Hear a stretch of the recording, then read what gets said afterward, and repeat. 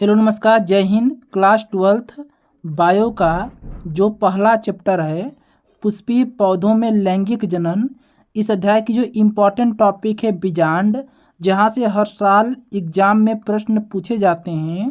इस टॉपिक को पढ़ाने जा रहे हैं। आप अच्छे से पढ़ लीजिए, एक बार में यह टॉपिक याद हो जाएगा, कोई दिक्कत नहीं होगी। बिल्कुल सरल भाषा में पढ़ाएंगे। एक बार आप पूरा वीडियो देखिए, फिर मुझे कमेंट बॉक्स में बताइएगा कि याद हुआ या नहीं हुआ। पहले आप समझिए बीजांड किसे कहते हैं, बीजांड होता क्या है। मैं बहुत ही सरल शब्दों में बता दूं, ये जो बीजांड है यह पुष्प के मादा भाग का हिस्सा होता है। पुष्प के मादा भाग का हिस्सा होता है बीजांड, और बीजांड से मादा कोशिका का निर्माण होता है। मादा या फिर कह सकते हैं अंड, अंड कोशिका का निर्माण होता है।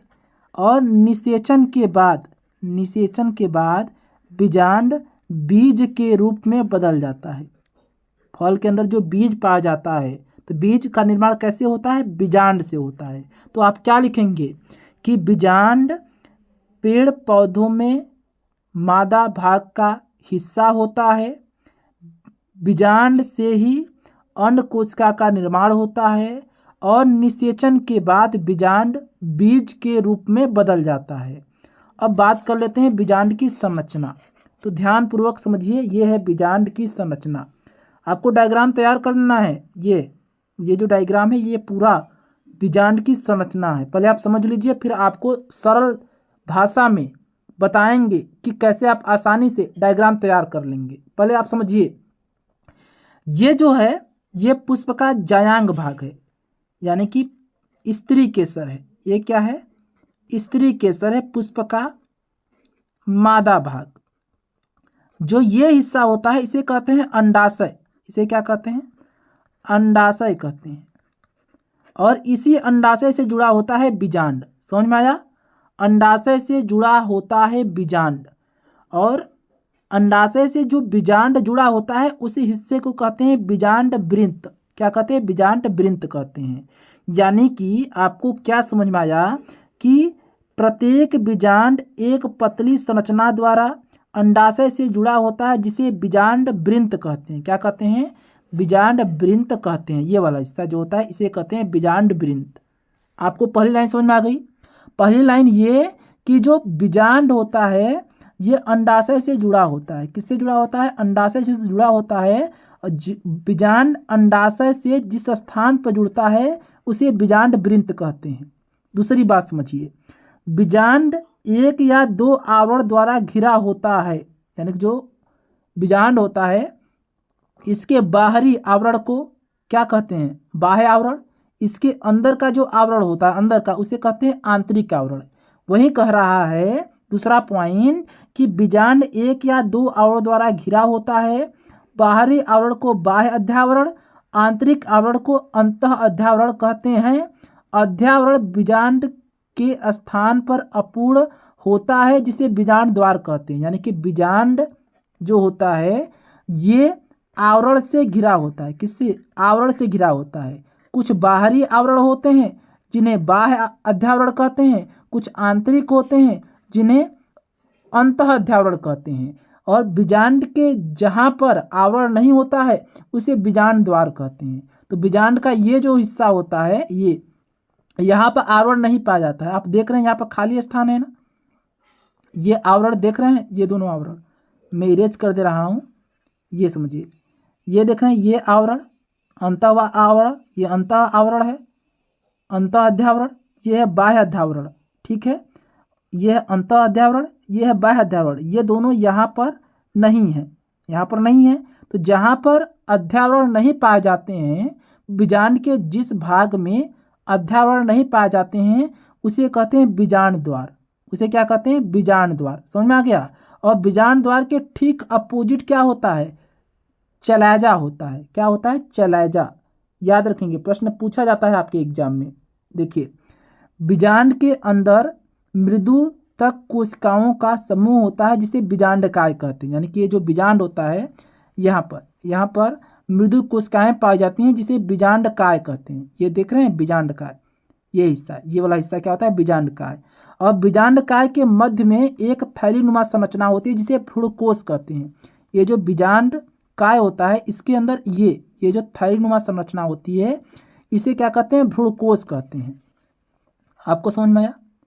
इसे क्या कहते हैं, इसे कहते हैं, ये वाला जो हिस्सा होता है इस हिस्से को कहते हैं भ्रूणकोश। क्लियर हुआ? फिर से समझ लीजिए ताकि आपको दिक्कत ना हो। हमने क्या बोला, हमने आपको बोला कि ये जो बीजांड होता है ये पुष्प के मादा भाग का हिस्सा होता है। बीजांड से ही अंड कोशिका का निर्माण होता है और निषेचन के बाद बीजांड बीज के रूप में बदल जाता है। ये समझ में आ गया कि बीजांड क्या होता है। संरचना की बात करते हैं तो इस वाला डायग्राम से समझिए ताकि आपको समझ में आ जाए कि जो बाहरी आवरण होता है, ये दोनों क्या है, आवरण है बीजांड का। तो बीजांड का जो आवरण होता है वो दो तरह का होता है। एक होता है बाहरी, ये बाहर वाला हो गया, ये होता है, एक होता है आंतरिक, ये हो गया अंतः।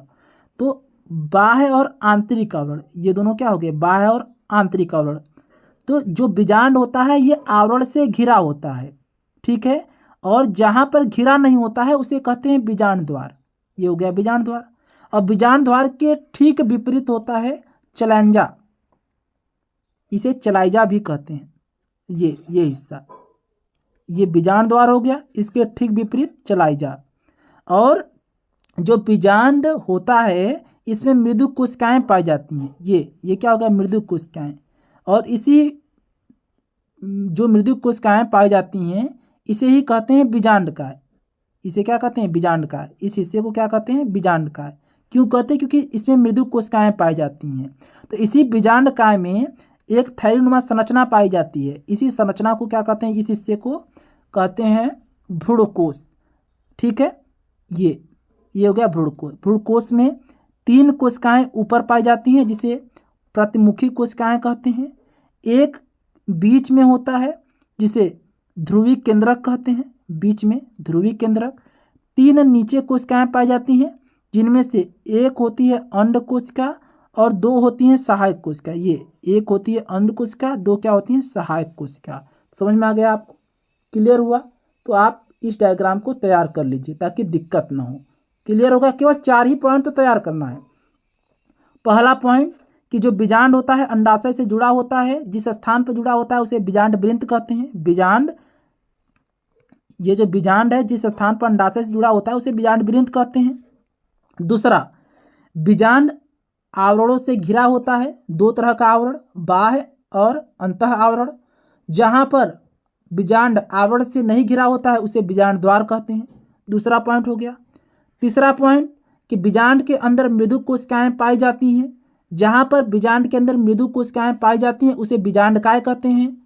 क्लियर हो गया? चौथा पॉइंट, बीजांडकाय के मध्य में एक थैलीनुमा संरचना पाई जाती है जिसे भ्रूणकोश कहते हैं। और ये भी नोट कर सकते हैं कि भ्रूणकोश में 7 कोशिका और 8 केंद्रक, माफ कीजिएगा 7 कोशिका 8 केंद्रक, अरे क्या लिख रहे हैं, 7 कोशिका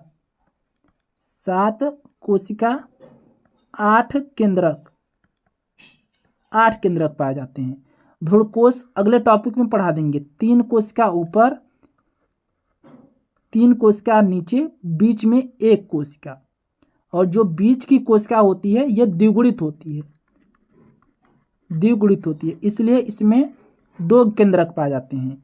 3 केंद्रक ऊपर, 3 केंद्रक नीचे, बीच में 2 केंद्रक। तो 3 3 6 8, लेकिन बीच की एक ही कोशिका में 2 केंद्रक पाए जाते हैं, इसलिए 7 कोशिका और 8 केंद्रक भ्रूणकोश में पाए जाते हैं। ये भी आप नोट कर लीजिए।